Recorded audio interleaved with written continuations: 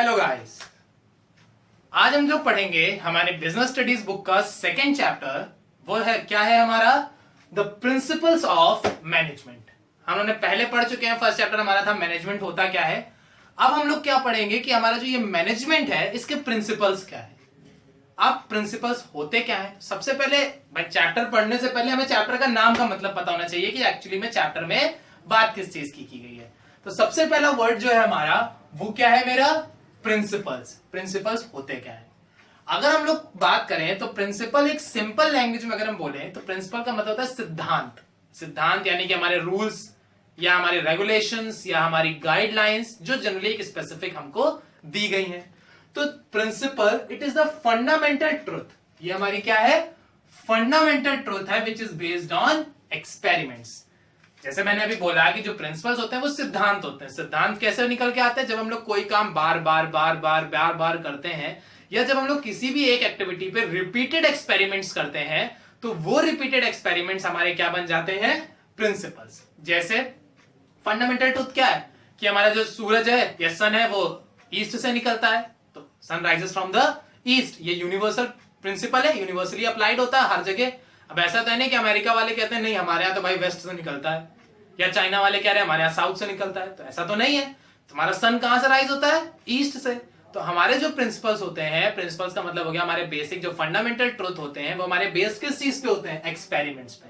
कि हमने जो एक्सपेरिमेंट्स किए हैं और उन एक्सपेरिमेंट से जो रिजल्ट निकल के आए हैं वो रिजल्ट्स मेरे कहलाते हैं प्रिंसिपल्स। ठीक है ना। तो प्रिंसिपल सिंपल सी चीज क्या हो गई कि जो जनरल एक हमें गाइडलाइन है, जो जनरल रूल्स एंड रेगुलेशंस हमारे होते हैं वो जनरल रूल्स एंड रेगुलेशंस हमारे क्या कहलाते हैं, प्रिंसिपल्स। अब बात करेंगे प्रिंसिपल्स ऑफ मैनेजमेंट की कि मैनेजमेंट प्रिंसिपल्स क्या होते हैं। तो जो मैनेजमेंट प्रिंसिपल्स होते हैं, जब हमारा कोई भी मैनेजर किसी भी काम को करता है और उस काम को वो रिपीटेडली करता है, यानी जब वो किसी भी एक्टिविटी को बार बार रिपीट करता है या उस काम को बार बार करता है तो उसे उस काम को करने का एक इफेक्टिव और एफिशिएंट वे मिल जाता है। When a manager repeat it's task in multiple times, then he should know about the exact manner of doing the task or he know the right way of doing the task. जब कोई भी manager किसी भी काम को repeatedly बार बार experiment करता है उस काम पे, तो उसको उस एक्सपेरिमेंट्स पे कुछ रिजल्ट निकल के आते हैं और उन्हीं रिजल्ट्स को वो क्या बोलता है, मैनेजमेंट प्रिंसिपल्स। प्रिंसिपल्स और मैनेजमेंट प्रिंसिपल में एक बेसिक सा डिफरेंस होता है। ये हमारा फंडामेंटल ट्रूथ होता है और ये हमारा जनरल गाइडलाइन होती है फॉर द मैनेजर्स। यानी कि इसमें हम लोग मैनेजर्स को बताते हैं कि आपको क्या काम करना है, कब करना है, कैसे करना है और किस तरह से आपको वर्क परफॉर्म करना है। प्रिंसिपल्स हमारा यूनिवर्सल होता है और जो मैनेजमेंट प्रिंसिपल्स होता है वो हमारी ऑर्गेनाइजेशन या फिर हमारे मैनेजर्स के लिए होता है। क्लियर है बात। अब हम लोग बात करेंगे नेचर ऑफ मैनेजमेंट प्रिंसिपल्स। हमारा जो ये प्रिंसिपल होता है इसका नेचर कैसा होता है या किस तरह का ये होता है। तो हमारा जो ये प्रिंसिपल होता है, सबसे पहला ये पर्वेसिव।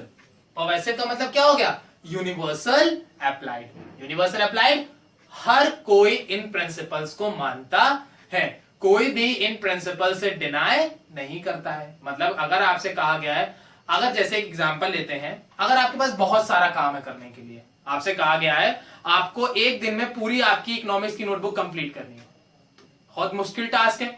लेकिन अब आप क्या करो, इस पूरी कॉपी को आपने क्या किया, 4-5 लोगों के बीच में बांट दिया कि भाई सब लोग आधा आधा काम मेरा कर देंगे।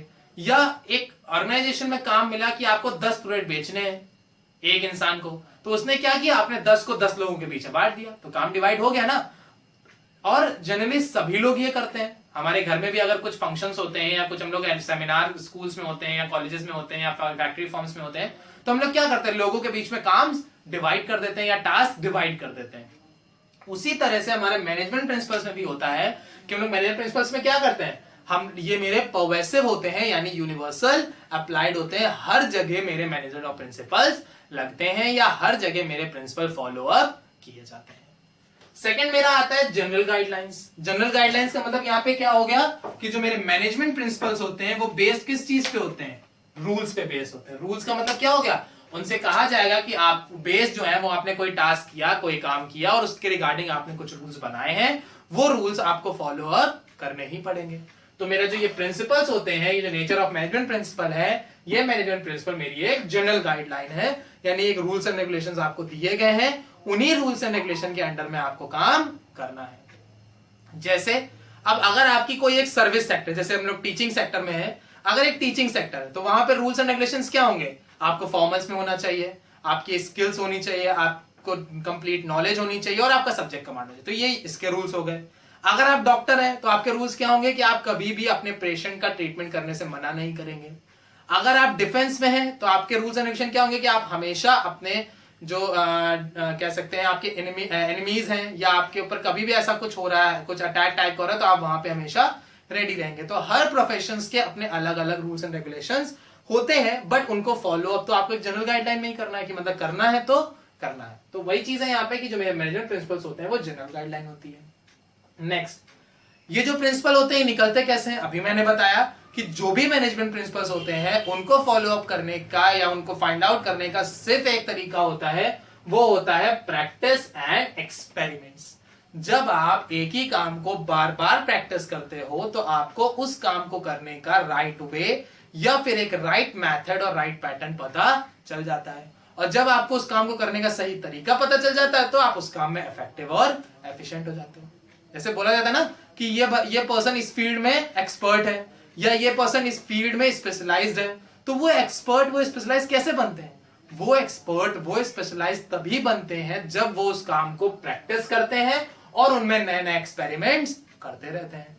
तो जो मेरा प्रिंसिपल्स होते हैं वो प्रिंसिपल्स कैसे बनते हैं, रूल्स कैसे बनते हैं? जब हम लोग उन पे वर्क करते हैं तब हमें पता चलता है कि इस काम को करने का सही तरीका ये है, तब हम उस पे रूल्स बना देते हैं कि आज से ये एम्प्लॉयज इस काम को इसी तरीके से परफॉर्म करेंगे। तो मेरे मैनेजमेंट प्रिंसिपल कैसे फॉर्म होते हैं? By the practice and experiments. ठीक है।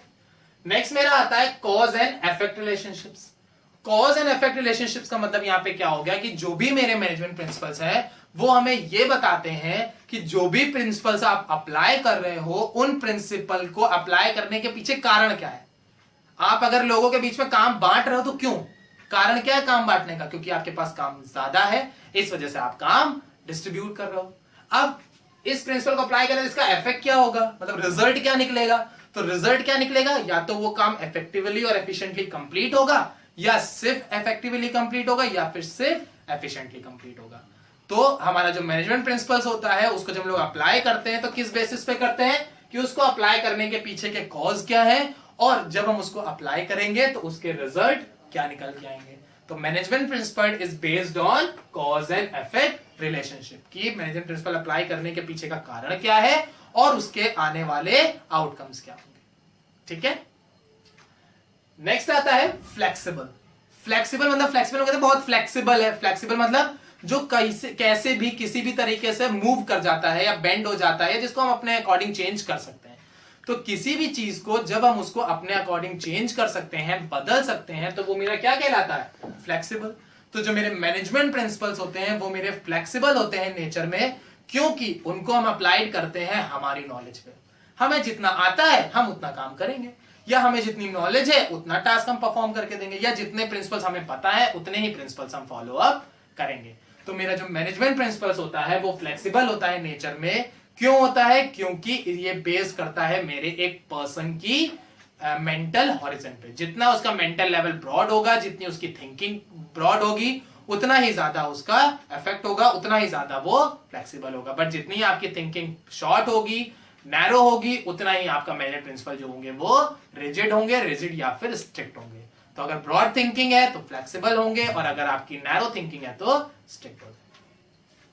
नेक्स्ट आता है कंटिंजेंट। कंटिंजेंट का मतलब होता है अनसर्टेन। कंटिंजेंट का मतलब क्या होता है? अनसर्टेन। अनसर्टेन यानी कि अनिश्चित, जो फिक्स नहीं होता है। तो मैनेजमेंट प्रिंसिपल भी अप्लाई करना अनसर्टेन होता है, क्योंकि ये बेस्ड किस पे करता है? सिचुएशंस पे। हो सकता है सिचुएशन ऐसी हो कि आप प्रिंसिपल अप्लाई कर सकते हैं, हो सकता है सिचुएशन ऐसी ना हो कि आप प्रिंसिपल अप्लाई नहीं कर सकते हैं। जैसे एक फैक्ट्री में कोई भी दिक्कत आई, कोई प्रॉब्लम आई, तो अगर वो इनिशियल स्टेज पे पता चल गई, शुरुआत में ही पता चल गई, तो आप प्रिंसिपल अप्लाई कर सकते हो, उसको सही कर सकते हो।